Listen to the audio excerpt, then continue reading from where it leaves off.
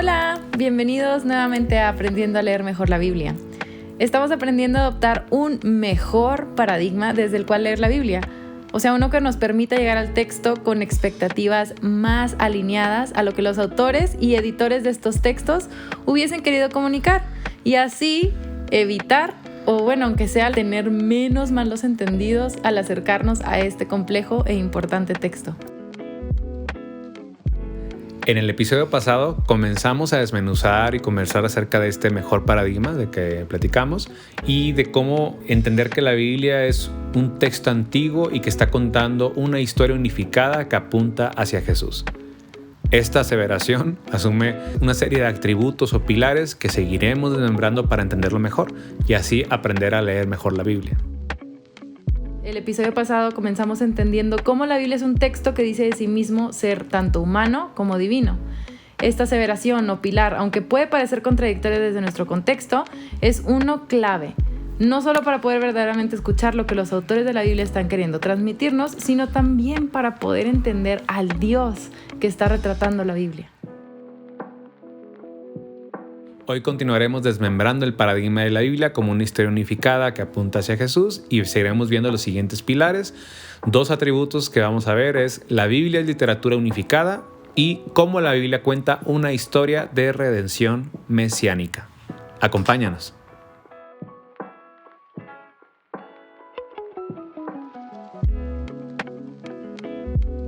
Bien, pues el paradigma que estamos asumiendo de alguna forma nos enseña que toda la colección de la Biblia está compilada o diseñada, compuesta para contarnos una sola historia. Sin embargo, pues realmente ese no fue, para mí no fue el primer acercamiento que yo tuve a la Biblia. O sea, Sí, claro. no, cuando me introdujeron a la Biblia no fue de que, por cierto, esta es la historia de la Biblia. O sea, esto es de esto se trata la Biblia. Y pues bueno, dale, comienza a leerla. Qué raro, ¿no? No sé, mi primer acercamiento fue como, ¿quieres encontrar el propósito de tu vida? Lee la Biblia.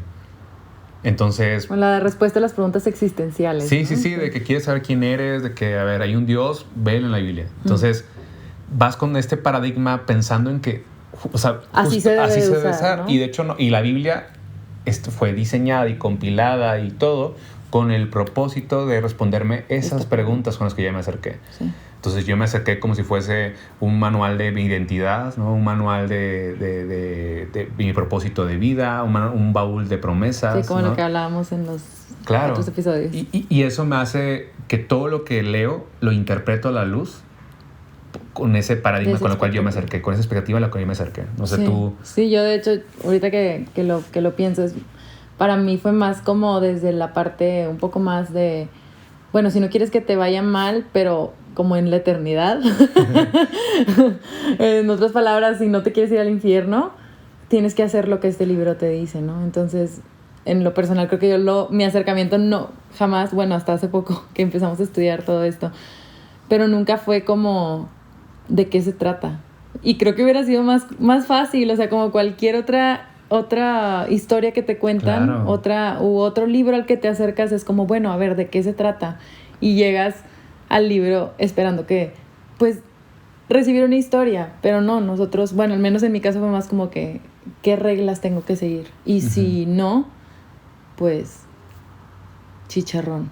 Sí, o sea, es como si tú fueras a acercar a leer los libros de Tolkien de Señor de los Anillos. Buenísimos. Y te hubieran dicho de un inicio de que quieres saber cómo blandir una espada, de que ver el Señor de los Anillos. ¿Cómo hacer un anillo del poder? Del poder, ver el Señor de los Pero que no. o sea, si te hubieran dicho, como la trama o de qué se trata la historia, pues, como un sinopsis. O sea, claro. Y ya con eso vas con el que, ok, ya sé lo que voy. O sea, ya tengo una expectativa y ya lo veo con esos ojos. Sí, ¿no? claro. Creo que eso... Sí, en lo personal, eso estaría padre poder hacer ahorita que platiquemos. Como, de qué sí se trata esta historia. Y como tratar de...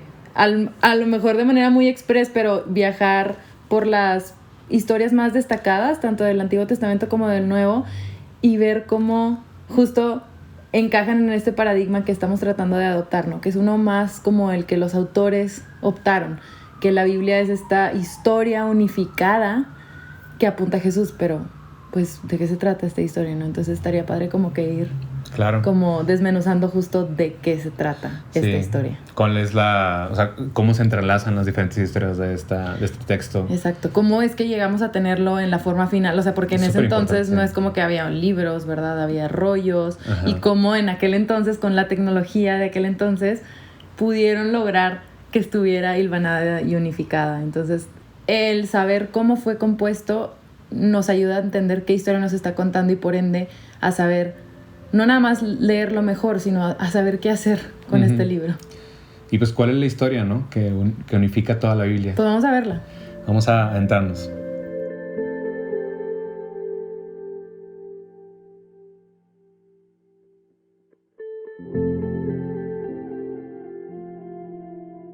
Y ahora que mencionabas de cómo fue compuesta, de cómo fue a través de estos métodos o tecnología que existía en aquel tiempo para como crear estas obras literarias, me recuerda mucho a una metáfora creo que nos puede ayudar a entender. No sé si te acuerdas del programa de Art Attack, de Disney. Justo en la infancia. O sea, hace 20 años esa cosa. Obviamente ya sacaron una nueva versión y así el tipo se ve más sonriente. Pero, o sea, recuerdo mucho cómo... tipo se trataba, una sección del programa se trataba de que había un tipo que agarraba cosas de que encontraba en su casa, tipo aleatorias. Sí, o sea, sábanas, eran palos de escoba o eran de que no sé, herramientas, taquetes, de las telas cadenas de distintos como materiales. Mandiles. O sea, tenían infinidad de cosas que nada, o sea, ¿qué está haciendo este tipo? O sea, está nada más ahí, pone cepillos y qué onda, qué está haciendo. Y de pronto ya cuando termina ese momento, o sea, y hacen un zoom out, o sea, se alejan de la toma y se ve una imagen, o sea, se ve ahí un constructor y dices, wow, ¿cómo es que llegó a eso? Sí, claro. Entonces te cambia tu perspectiva, o sea, ya ves esas telas de forma distinta y a veces ese cepillo lo ves de forma distinta. Sí, ya ves qué propósito tiene esos elementos bastante diferentes entre sí, pero ya ves por qué están puestos de la manera en que están puestos y con qué propósito. Y al final, todas esas cosas que... Al ver la imagen completa. Sí, al verla en zoom, o sea, no tiene sentido. Sí. Cuando ves la imagen completa dices, wow, qué obra maestra, ¿no?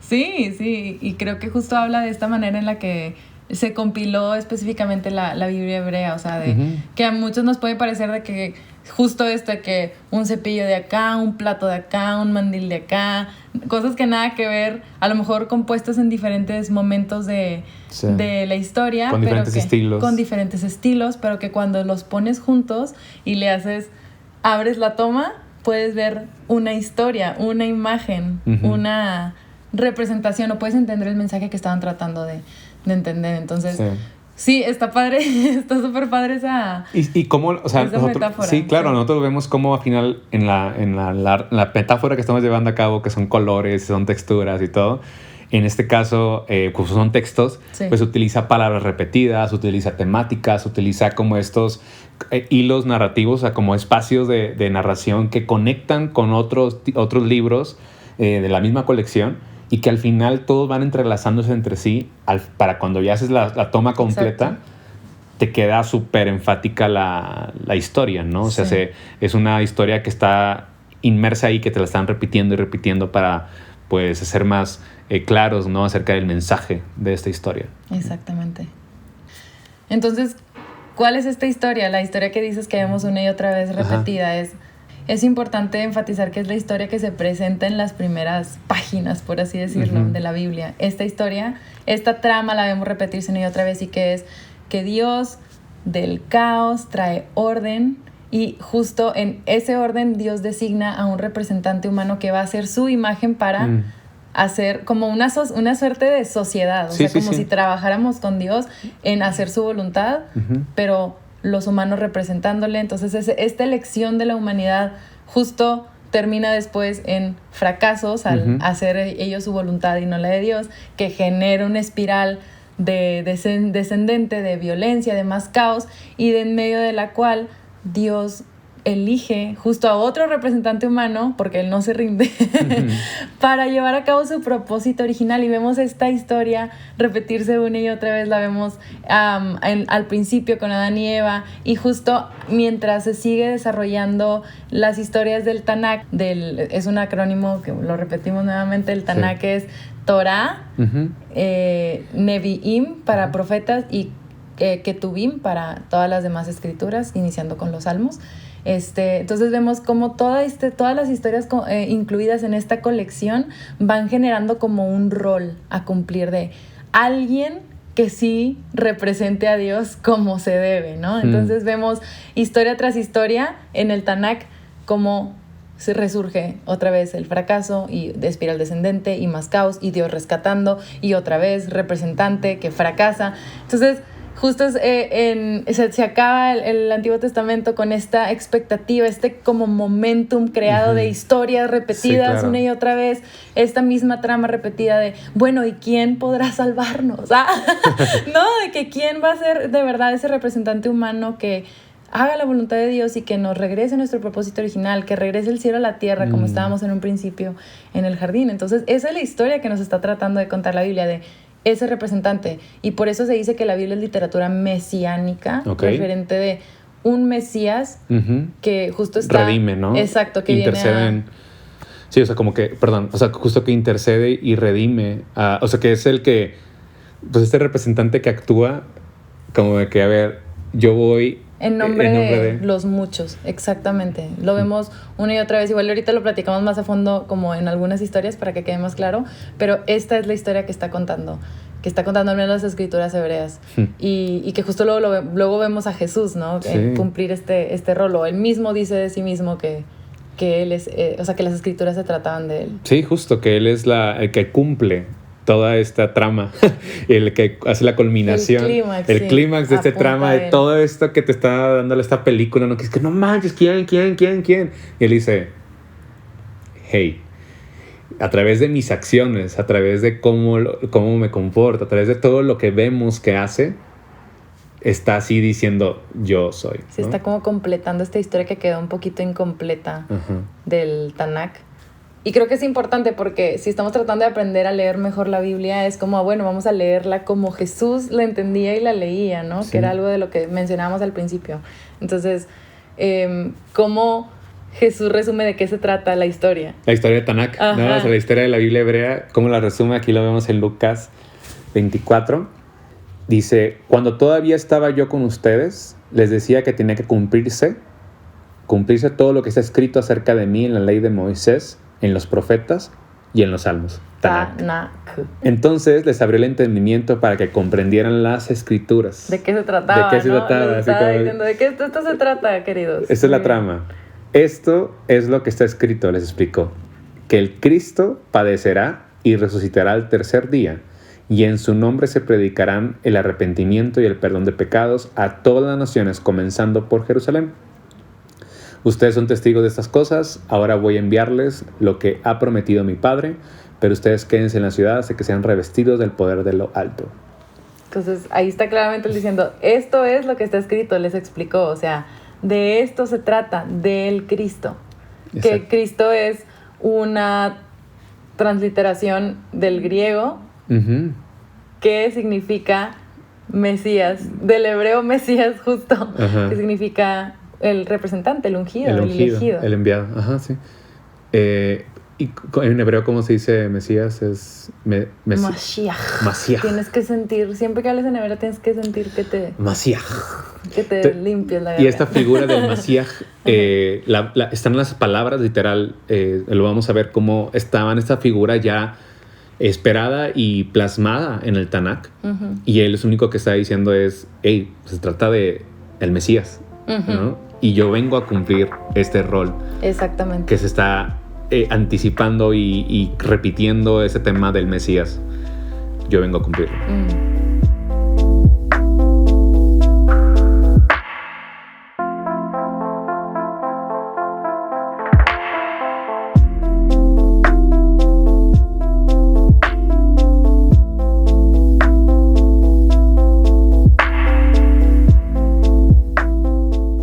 entonces, hablando de la trama de esta película o de esta obra literaria hermosa que es la Biblia, pues cómo la podemos como ir desglosando, ¿no? O poniendo como por secciones.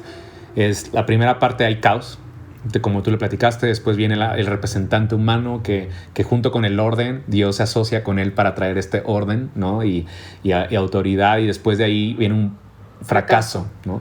Este fracaso. Un momento de prueba y fracaso. Y este fracaso lleva a una espiral decadente de violencia, de más fracaso, de más caos. Hasta que Dios dice, ¿está bien? ¿Eso es lo que quieren? Los deja en su merced de sus acciones y llega como este punto de caos, destrucción, y como lo contrario a la creación, de creación. Sí, como, ¿no?, si se revirtiera la creación. Y en ese momento Dios como que se toca el corazón y enfatiza su amor con el hombre y su plan original, y rescata, redime a un remanente a través del cual viene un proceso de nueva creación, donde busca volver a este propósito original, ¿no? Y confiar nuevamente en ese remanente, en que ahora sí lo va a representar, ¿verdad? Y se repite el fracaso, y se repite el caos, y se repite todo. Y si lo vemos, por ejemplo, empezamos con Adán y Eva, que justo son, los nombres significan humanidad, Adán y Eva, vida. O sea, está diciéndote el autor de que la humanidad fue creada justo para representar a Dios. Y ¿qué pasa? Que en el momento de la prueba fracasan al decidir mejor ellos como definir el bien y el mal en sus propios términos, en lugar de confiar en Dios, en lugar de confiar en su definición del bien y el mal. Y esto vemos justo desde Génesis, del 1 al 3. Esta es la historia. Aquí se establece esta trama que se va a ir repitiendo. Y vemos como a partir del 3 al 6 se genera una espiral descendente de más caos y más caos, hasta que llegamos al momento de Noé, que dice que Dios estaba triste por justo tanto caos que estaba en el mundo. Y dice que se sintió triste de haber como pues confiado en el hombre para hacer su plan, asociarse con él, como cuando te queda mal el socio. Sí, pero vemos como no es de que hay Dios enojado, sino justo estaba triste, pero tiene un plan, ¿no? Claro, de hecho, en todo este caos, en toda esta decadencia, violencia y demás, dice que hay un hombre que camina con Dios. Y te hace eco, hace un eco, ¿no? Con como Adán y Eva caminaban con Dios, ¿no? En el jardín. Y dice que a él le halló gracia, y dice que lo unge, le llama como justo un representante, para que lo redima de este caos, y a través de esta, digamos, elección va a traer bendición a toda la humanidad, ¿no? Entonces lo redime, viene el diluvio, y después del diluvio, ya que salen, este representante actúa en nombre y hace una ofrenda, un sacrificio, como que una forma de intercesión, ¿no? Empezamos una nueva etapa, quiero interceder, quiero hacer las paces contigo. Y me llama la atención como Dios dice que fue un aroma agradable, como que aceptó su ofrenda. Y viene como Dios enfatiza su pacto con la humanidad, que es el pacto del arco iris, ¿no? Y luego lo bendice exactamente con el mismo tipo de bendición que hace eco, o sea, el autor haciendo eco de lo que es. Sí, es como diciéndote, mira. Este es el Adán 2.0. Sí, exacto. O sea, justo cuando vemos esto, es lo que decías al principio, a través de palabras y motivos, y como si fuera una melodía. A mí se me figura, hablando otra vez del Señor de los Anillos, para a lo mejor no todas las personas que nos están escuchando lo han visto, pero para los que sí, hay una melodía que representa el anillo y que tú sabes. ¿Cuál es? Y es como entre esperanza pero tristeza, y tú sabes que cuando está sonando esa melodía ya por detrás, de qué se trata, no importa quién sea el personaje, ya sabes que se trata de este momento justo de prueba, de que a ver cómo va a usar el poder que le da este anillo. Y normalmente vemos, curiosamente parecida a la Biblia, Tolkien tenía un trasfondo cristiano, como estos representantes que son elegidos para aportar el anillo fallan una y otra vez, y justo les saca lo peor de ellos mismos. De hecho lo vemos con el caso de Noé. Buenísimo. O sea, sale de ese momento y dices, que no, hombre, ahora sí. Y escuchas la melodía, ¿no? Y escuchas la melodía de atrás, porque ese es todo el eco, y tú ya anticipas de que algo va a pasar. Algo va a pasar. Y sí. Planta una viña. Claro, planta una viña, un haciendo jardín. Eco al jardín, ¿no? Melodía, él está jardín y dices, algo viene, y sí, o sea, viene el momento de la prueba. Él no se detiene a sí mismo, se excede, y en este exceso pierde conciencia. Viene como un momento de vergüenza, de caída, donde uno de sus hijos dice ahí, descubre su desnudez. como la desnudez de Adán y Eva. Y también lo mismo, cuando estén en ese momento de vergüenza, cubren su vergüenza, su desnudez. Los otros hijos van y cubren la desnudez de Noé. Sí, o sea, ya cuando lo ves así es imposible no ver de que qué me están tratando de decir estos autores, ¿no? O sea, claramente están los ecos, están ahí conectando las partes, ¿no? Y reenfatizando la temática o la trama de la historia. Que pensábamos que era Noé, que por cierto su nombre significa descanso. Ajá, reposo. Justo como el séptimo día donde se supone que Dios trajo reposo a la humanidad. Era como, venga humanos, reinen conmigo, y falló. Otra vez. Qué loco. Entonces como que se genera, cuando conoces todos estos elementos, sientes justo como esta inercia que te está tratando de transmitir la historia de que pensábamos que era Adán y Eva, fail. Pensábamos justo que eran los hijos de Adán y Eva, de que fail. Pensábamos que era Noé, falla, ¿no? O sea, está generándose justo estos momentos. Y luego vemos a Abraham, que entre todo el caos después que se genera con la descendencia de Cam, el hijo pues que descubrió la desnudez de Noé, vemos cómo Dios elige de entre ese caos a la familia de Abraham, y vemos cómo todo el libro de Génesis se trata como de esa familia y de los descendientes de esa familia en específico, y de Dios una y otra vez, falla tras falla, repitiéndoles su pacto. Y vemos cómo Abraham le dice, en ti serán benditas todas las naciones, y luego falla, y luego a Isaac vemos cómo le dice también lo mismo, y falla, y vemos como estos ecos, y justo como lo que estamos platicando, ¿no? Haciendo ecos a las mismas pruebas que los tres, o no sé si Jacob, no me acuerdo, pero al menos Abraham y Isaac, de que tratan de engañar a las personas que les traen favor, de que mintiendo respecto de sus esposas y poniendo a sus esposas de que, ay, pues bueno, ni modo, pues ahí lo que te quiere hacer la otra persona, pero con tal de que a mí me vaya bien, de que ¿qué clase de representante humano es eso? O sea, los vemos justo en estas narrativas como están constantemente fallando y están creando más este momentum de, bueno, ¿y quién sí puede representarnos, ¿no? Y pareciera como que entre todo esto hay o sea, un motivo que se repite de cómo Dios sigue confiando, sigue extendiendo su misericordia, sigue repitiendo esa bendición. Sí, que digo, ¿por qué Dios? O sea, así es increíble cómo se los dice, así, y versículos después, o sea, los personajes que relata los autores están tipo haciendo cosas que nada que ver, queriendo alcanzar su bendición por sus propias manos, ¿no? Sí, de hecho hay una historia en la vida de Abraham en donde justo se repite la melodía del Edén cuando dice que y Sara vio a su y Sara vio a su sierva egipcia y vio que su idea de contraer, o sea, tener generaciones a través de ella era buena. O sea, vamos, está hablando de cómo Eva vio el fruto que era bueno y la tomó, dice que tomó a Agar su sierva y se la dio a su esposo. Entonces estamos viendo justo ahí los autores diciéndote, esta familia de Abraham creo que no es distinta a todas las familias de la humanidad, que justo ven lo que les parece bien en sus propios ojos y en lugar de confiar en Dios, caen en el engaño de la serpiente, y vemos entonces esta necesidad de, ok, ¿quién sí va a ser este representante humano? Viene después, más adelante, las generaciones se levanta entre todo este caos, entre todo este proceso, incluso había hambrunas, egoísmo, violencia, todo. Se levanta un hombre que es José, que actúa en nombre de, digamos, en representación de un pueblo y sufre como ese siervo inocente, ¿no? Y a través de él, el pueblo de Israel es rescatado y salvado de la destrucción. O sea, él es el emisario, el representante que salva al pueblo de la muerte. Y justo de sus hermanos mismos que lo habían de que injustamente puesto en ese lugar.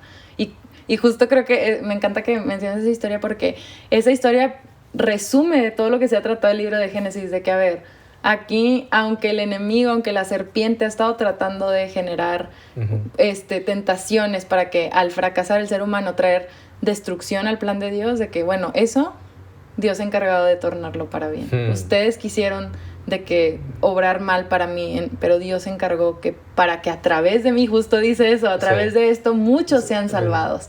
Y no nada más el pueblo de Israel, sino muchas naciones, no nada más, porque el pueblo de Israel tenía hambre y vino, o sea, muchas naciones se acercaron a Egipto mientras que José estaba encargándose de todo. Sí. Y justo vemos esta idea de que como José es puesto en dominio bajo todo, Sí. o sea, haciendo eco a cómo Dios elige un representante que es puesto en dominio sobre todo.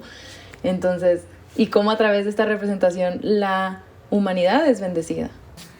Y te parece que hizo como que todo bien, Sí. ¿no? Hacer, y al final pues muere. Se sigue quedando este vacío de, ok, pero ¿por qué? Al parecer no fue José, ¿no? Sí. Entonces me encanta la historia de Moisés porque es el que se levanta de entre el caos, del clamor del pueblo que está ahora esclavizado en Egipto, oprimido, y se levanta este escogido que intercede ante el enemigo y salva al pueblo y sale entre las aguas victorioso a una nueva creación, hay un nuevo pueblo, este nuevo pacto de que vamos a ver cómo nos llevamos ahora con Dios y estamos aquí celebrando este pacto en el monte Sinaí, adorando a Dios, y Dios les dice, bueno, aquí va a estar las condiciones del pacto, no van a adorar a otros dioses ni se harán imagen, y el pueblo dice, aleluya. Bueno, no, esa es mi versión gospel nueva, pero dicen de que claro que sí, lo haremos, cumpliremos, seremos fieles en el pacto. La siguiente historia es la del becerro de oro. O sea, mientras Moisés está acá de que recibiendo justo las tablas, que toda la ley compendiada de cómo vamos a estar ahora viviendo para ser estos representantes, ahora sí, de Dios, abajo el pueblo está de que haciendo, tomando, viendo que era bueno en sus ojos y justo desobedeciendo. Y Dios le llama la atención a Moisés mientras están en esta cita en el monte y le dice, mira lo que está haciendo el pueblo. Y justo dice, aquí se acabó. De construcción de creación. De creación. Y es más, Moisés, te voy a elegir a ti, o sea, de ti, tú vas a ser el remanente. Y vemos algo que esta historia está muy chida porque vemos algo distinto. Moisés dice, Dios, no, ¿cómo? Actúa como este intercesor. Dice, yo sé que este pueblo es duro de cabeza y que, pues sí, lo que hicieron está mal y se requiere un acto de justicia, pero entonces borra mi nombre por el suyo. O sea, le dice, sí, yo sé que alguien tiene que morir y mejor que muera yo, no ellos, porque ¿qué van a decir? O sea, que los sacaste de Egipto, sí, con mano poderosa y así, pero porque eras un Dios malo que nada más los quería matar en el desierto. O sea, ¿qué van a decir de ti? Vemos a Moisés en esta historia. Yo creo que lo que los autores están tratando de transmitirnos es de que miren a un representante. O sea, tal vez Dios, quién sabe, o sea, no, creo que más que verlo como el diccionario de teología de que miren, aquí está la comprobación de cómo Dios sí cambia de opinión si oras mucho, ¿no? Es como, esta historia está presentando como de que cuando los humanos no se lo merecen y se merecen la justicia, Dios escucha al Mesías, a este Mashiach, a este representante intercesor y cede porque justamente está Moisés cumpliendo el rol para el cual fue creado, y vemos cómo después baja del monte y cómo desciende resplandeciendo, o sea, como soy esta imagen de Dios, o sea, aquí estoy, este es el ser humano como debe de ser, como Dios lo planeó. Acto seguido, Moisés tipo se enoja y pierde los estribos, pierde todo, pero después vemos como en el libro de Deuteronomio, que justo es una como algo muy interesante porque ahí vemos la mano editorial de este artista final, ¿no? Que cómo está compendiando todo y está hablando de la muerte de Moisés en un libro que se supone que escribió Moisés. ¿Cómo es eso? ¿No? Pues obviamente es alguien después que está diciéndote, nunca, no se ha levantado todavía hasta este día, o sea, justo hasta el día en donde se estaban compendiando esas escrituras, que se calcula que fue más o menos en el tiempo después del exilio, cuando vuelven a Jerusalén un remanente, justo. Y que dice que hasta el día de hoy no se ha levantado ese profeta. Wow. ¿Quieres leerlo? Sí. Dice, Josué se levanta, fue lleno del espíritu de sabiduría, pero desde entonces, dice el versículo 10, no volvió a surgir en Israel otro profeta como Moisés. O sea, como que buen intento, Josué. Gracias por participar. Pero vemos como justo en retrospectiva este editor o como compendiador de las escrituras nos estaba diciendo de que, ok, y sí, Josué, a pesar de que todo esto pasó, volvió a fallar, porque desde entonces no volvió a surgir en Israel otro profeta como Moisés, con quien el Señor tenía trato directo. Está increíble eso. Y cómo estamos ahorita siguiendo el hilo, ¿no? Que sigue el autor que compiló esto, que si te fijas tómalo al inicio, al final de los libros, va hilando los rollos, para que tú, en aquel entonces que leías rollos, y puedas entender de que este se hila con el que sigue la historia de Josué, pero como quiera no se ha ¿cómo se dice? Encontrado a alguien. Claro. Es un preludio al siguiente capítulo, ¿no? O sea, te lo va... Y es como que muy... como que revelador poder ver esta mano del autor, o sea, como lo vimos en la metáfora de Art Attack, o sea, que está compilando esta historia, o sea, que sabe... Acomodando todo. O sea, sabe de qué se trata la historia, ¿no? Y simplemente está enfatizando de que, a ver, todo esto va unido tal, para... Sí, si tú lo ves, como decías tú, en zoom in, de que tú dices, ¿qué tiene que ver esa brocha ahí? O sea... esa tela ahí que nada que ver una con la otra, porque están juntos, pero te hace falta como ver el cuadro completo para decir, para esto era. Entonces es muy importante justo por eso entender toda la historia completa de la Biblia, pero no se acaba ahí, o sea, con Moisés surgió este episodio súper importante, pero luego seguimos viendo cómo se sigue repitiendo. De hecho, la primera vez que alguien es llamado Mashiach o ungido o representante o Mesías, ¿verdad? No es una persona, no, es un rol. Es un rol, y justo ese rol es el de sacerdote, que lo vemos ahí en Éxodo, como en ese momento se unge o se separa a ciertos elegidos que interceden a través del pueblo, y llama mucho la atención que ahora la vestidura que tenía el sacerdote, resplandeciente, blanca, tenía una corona, o sea, era una cosa increíble, está como haciendo rey, eco a lo del Edén. Y me llama la atención cómo tiene las piedras en su torso que representaban a las 12 tribus de Israel, y que le dice, porque quiero que cada vez que entres a mi presencia, como que tener memoria de que actúas en nombre de las 12 tribus, en nombre del pueblo, ¿no? Entonces, este representante, esta figura, este rol, que es el Mesías, literal, es lo que a mí me quebró la cabeza eso, o sea, de que, pues sí, o sea, ya existía, o sea, ya la palabra Cristos ya se había utilizado antes de Jesús. No es el apellido de Jesús, o sea, no es Jesús, Cristo, o sea, realmente Cristos es la palabra griega de Mesías, Mashiach, perdón. Sí. Y ya digamos, en el Tanakh, la primera vez que se utilizó fue para hablar de los sacerdotes. Está súper interesante cómo estos sacerdotes son los que actuaban en nombre, y lo ves cómo entraban al tabernáculo, que es, o sea, cómo está compuesto, diseñado con frutos, con árboles, con toda esta parte de oro, o sea, que habla como de este momento, o sea, de este espacio santo, y que te hace que te hace recordar y que estaba en ese momento como en comunión con Dios, y de alguna forma esa conexión es como entras a ese momento con Dios para interceder por el pueblo, diciendo, como Moisés, ten misericordia de nosotros, perdónanos. Y como que la evidencia de que Dios aceptaba esa intercesión, así como Noé, así como Moisés intercedían, esa figura, ¿no? del Mesías. Era que justo no moría. No moría. Y salía vivo desde que de que Dios escuchó nuestra oración, no moría. Se esparce la bendición. Se esparce la bendición a todo el pueblo.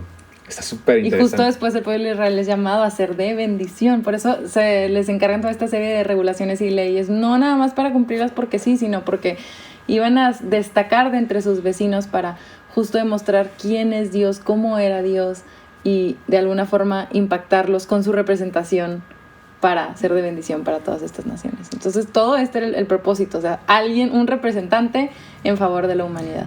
Y vemos cómo esto sigue con los reyes también. Claro, que en un principio originalmente era de todos, pero los israelitas fue de que no, dame uno nada más, porque yo no me quiero hacer responsable. Y eligen al ungido, ¿no? Que pues literal ungido, porque lo ungían, y era el Mashiach, y que era el rey. Exactamente. Y vemos también cómo David es alguien que después hace eco cuando mencionan a Jesús como hijo de David, justo no porque fuese hijo de David, sino fue descendiente de David, pero también es como el tipo de David. Y vemos a David cumpliendo muchas veces este rol de Mesías, y una parte súper importante que casi siempre escuchamos esta historia de David y Goliat, pero la sacamos del contexto mesiánico que está tratando de transmitirte. Es súper importante. Cuando se describe a Goliat, se describe muchas veces la palabra bronce, que son las mismas letras raíz para serpiente en hebreo. O sea, entonces cada vez que vemos la palabra bronce para describir a Goliat y cómo su armadura tenía como escamas, o sea, te está diciendo, aquí David se está enfrentando a la serpiente. ¿Y qué hace? le corta la cabeza. O sea, justo está cumpliendo la predicción de Génesis 3:15 de la serpiente te herirá en el calcañar, pero tú vas a herirle en la cabeza. Entonces, más que cuáles son mis gigantes, lo que te está tratando de transmitir esta historia es que necesitamos a alguien como David, o sea, que enfrente el mal y lo desarraigue de raíz, acabe con él en nombre de Dios, ¿no? Un vencedor, un luchador en nombre del pueblo, que en ese momento, gracias a Victoria de David, el pueblo es salvado. Entonces, vemos esta historia nuevamente en David, y luego sigue a lo largo del Tanakh. Sí, de hecho, más adelante, ya cuando viene el periodo donde, pues, esta expectativa de que es David, el Mesías, es David. Lo vemos caer. Sus generaciones no siguen sus ejemplos. No, ni él mismo también. También, tampoco. Entonces, el autor se está diciendo de que, hey, pensamos, pero no. Y viene un periodo de cadencia donde toda esta época de oro de Israel se olvida por completo. Vienen los reyes de Usías, Ezequías y demás. Y durante ese periodo, Isaías profetiza y comienza a hablar de que, hey, ahí viene el caos. Viene el caos porque ustedes están, tipo, volviendo, o sea, eco a los tiempos de la Torre de Babel y todo. Están, dejando y ustedes el creen orden. Que Dios está con ustedes, pero no puede estar más alejado de ustedes, de que acérquense a Dios, vuélvanse a Él. Está así haciendo un llamado de arrepiéntanse, justo muy al estilo de Juan el Bautista, ¿no? Ajá, sí. Y cómo viene y hace de que no se van a arrepentir y viene un juicio, viene caos, o sea, viene el proceso de creación. Lo que ustedes están atrayendo para ustedes. Mismo patrón, la misma trama que hablamos al inicio, la vemos aquí cumplirse de cómo viene la misma parte donde viene de creación, de juicio, de que viene la ira de Dios y se va a cumplir por medio de los reyes de Asiria, ¿no? Y una forma de exilio. Y van a ser exiliados de esto. Me llama la atención cómo Isaías va como, aún y todo esto, en los primeros capítulos del libro de Isaías va a haber un remanente que va a quedar. O sea, ya está él como que enfatizando, sabiendo quién es el Dios de todas estas historias, de que siempre que pasa esto Dios nos rescata. Va a haber un remanente y justo hay los capítulos finales hablando del siervo sufriente.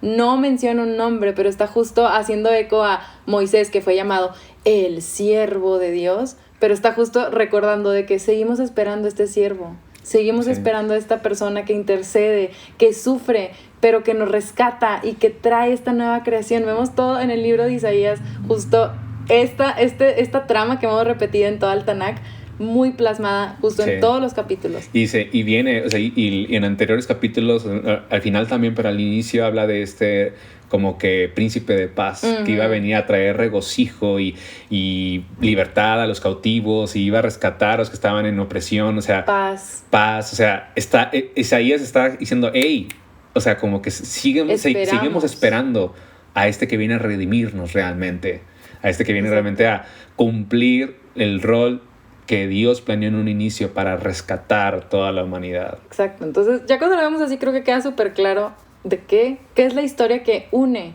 a esta colección tan diversa que conocemos como el Tanakh o la Biblia hebrea o los cristianos como el Antiguo Testamento.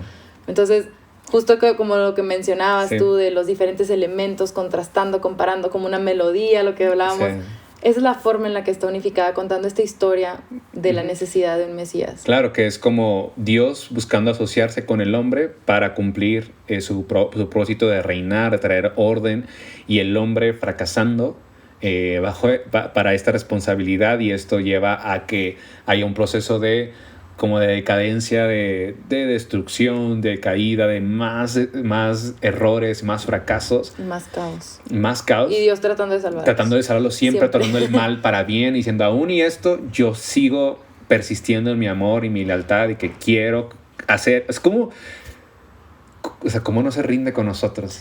O sea, nos sigue dando oportunidades de que quiero que tú seas parte de este plan que tengo. Quiero caminar, quiero que tú camines conmigo. Y te deja con esa expectativa esta historia del Tanakh. El Tanakh como si se acabara inconcluso.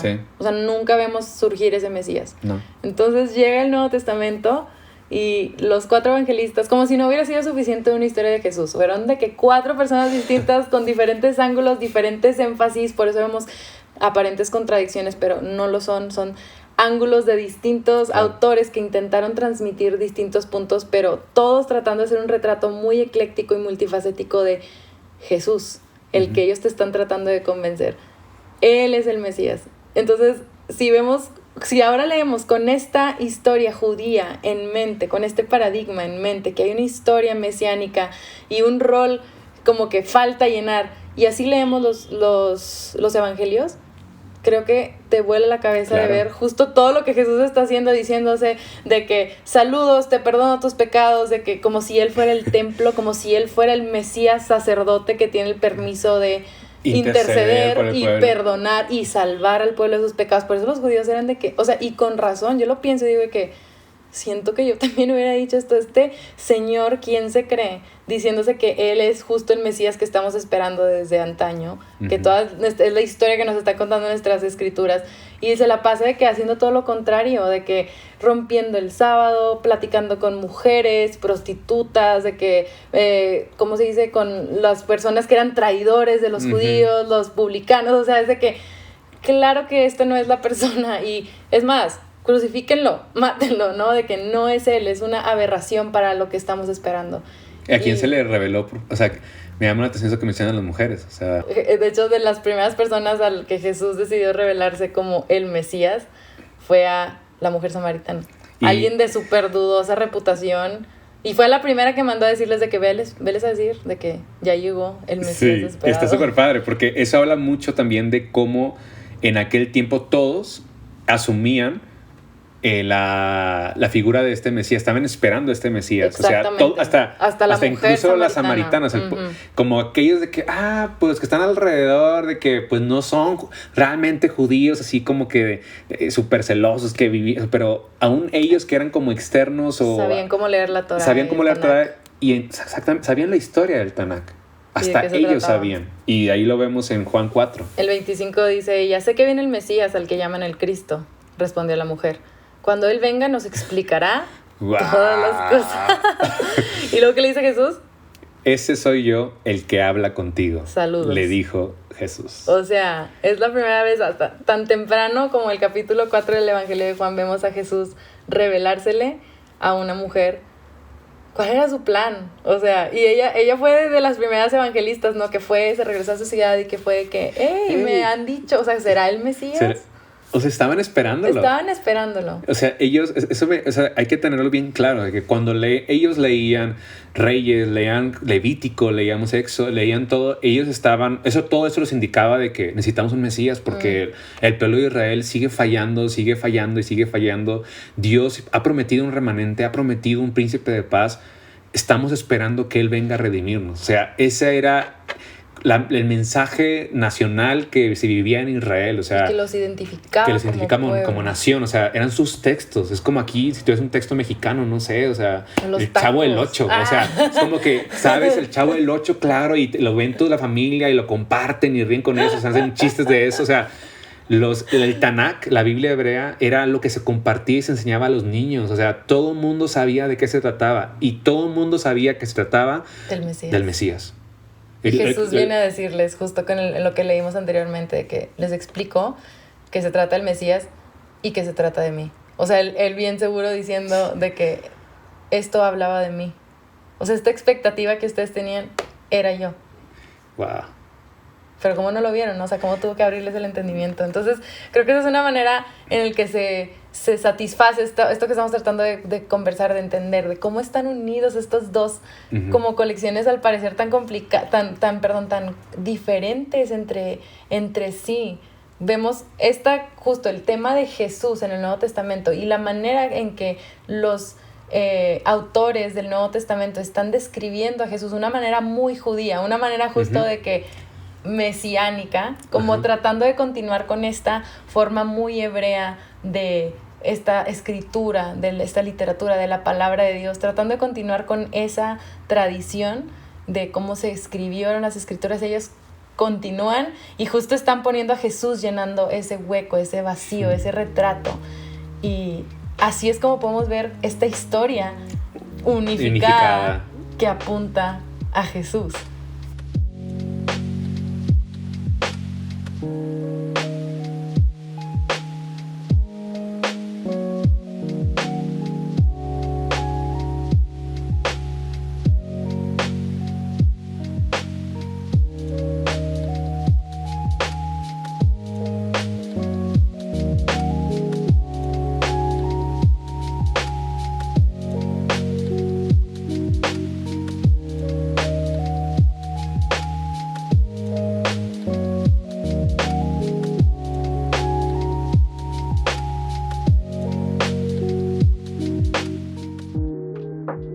queremos dejar unas recomendaciones para que ahora todos como comunidad en casa, cuando estemos leyendo la Biblia o en grupo, podamos justo identificar esta misma trama y ver en cada una de las historias de todas las colecciones de la Biblia justo esta historia que está unificando, esta historia del Mesías. Entonces, la clave principal es tratar de identificar los ecos o la historia del Jardín del Edén en cualquier historia de la que estés. Entonces, creo como esto también se puede resumir es esas historias raras que no entiendes o que no entendemos, o no necesariamente raras, por ejemplo la de David y Goliat, que no necesariamente es rara, pero antes de sacarla de contexto y tratar de entender cuáles son mis gigantes y mis 5 piedras de río, mejor entender a la luz de la historia completa, como hacer el zoom out o el alejamiento de cámara para ver la imagen completa que el artista está tratando de, por qué está esa historia en el lugar en la que está y contada como está, porque todo eso va a como alimentar el mismo tema que de esta historia, de esta trama que está tratando de contar toda la historia. Entonces sirve mucho antes de querer sacar esto de contexto y hacer como que se trate de mí o aplicarlo a mi vida, entender la historia completa y cómo esta parte es simplemente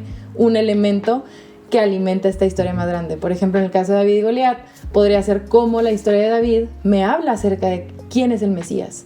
Uh-huh. Y cómo eso entonces del Mesías me habla a mí de lo que yo tengo que hacer como su representante, pero no al revés, no sin primero considerar la historia completa. Que está descrita en los primeros libros. Las primeras páginas. Génesis 1 al 3. Esa es la historia y vamos a encontrar la trama. Entonces siempre es como cuando veamos elementos que se repitan, ya sea y vio que era bueno y tomó y lo dio y todas estas que ya conocemos que se establecieron en Génesis, es como para parar la antena y decir de que cómo esta historia se trata del Génesis, pero también me habla del futuro redentor. La otra recomendación es que la Biblia se trata, pues como vimos, del Mesías y es una historia para todos. No se trata de mí, no se trata de ti. Entonces, evitemos como querer imponer nuestra ideología y también nuestras circunstancias para ver cómo sacamos cosas que se puedan aplicar en mi vida. No quiere decir que no podamos aplicarlas, pero la razón de ser, la forma en que se compiló y se escribió la Biblia es para hablar de la historia del Mesías. Entonces, cuando nos acerquemos a eso, pensemos en que no estamos buscando nosotros ser como estos de que, a ver, tú estás bien y yo estoy bien y tú estás mal, o de juzgar, sino que el objetivo es que la Biblia nos habla de el Mesías. Lo que nos dice es cómo se cumple esta imagen de Dios en Jesús. Entonces, la palabra cristiano es gente Mesías. Entonces, como que si queremos ver algo práctico es cómo podemos imitar a este Mesías, cómo podemos hacer intercesión, imitar a Jesús. Todos fuimos llamados a ser el Mesías.